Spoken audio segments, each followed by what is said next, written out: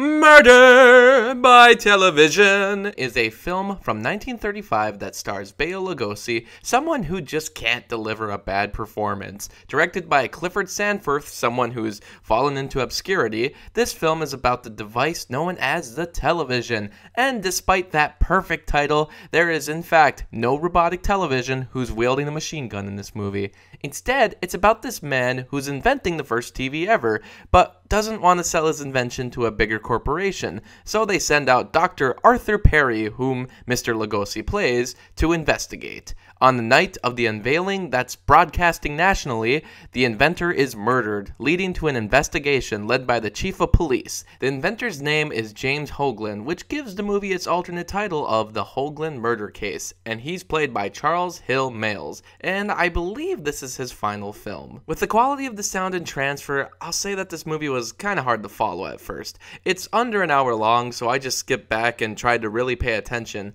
By the time you get to the mansion where the TV is first revealed, you figure out what's going on. Then it becomes a typical murder mystery where everyone's locked in the house and they have several suspects. It has really boring performances where none of the suspects really pop out except for Lugosi. He's just always enjoyable to watch. Then there's these two stereotypes, an Asian butler and a black maid. They do exactly what you would think a movie from the 30s would do with these kind of characters. But I'll admit, they're kind of fun to watch when several news individuals try to break into the house. I was thinking in my head that this character was very similar to Hattie McDaniels in Gone with the Wind, you know, the movie she won an Oscar for, but then I found out it's actually her. You kidding me? Did she just play every black maid back in the day?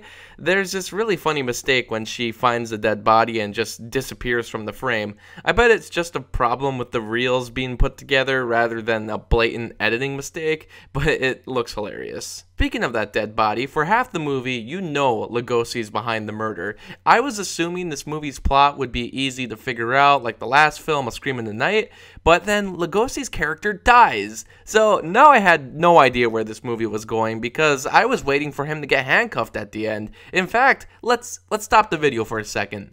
There's this twist that actually took me for a surprise. So if you're really interested in seeing this movie, go watch it now.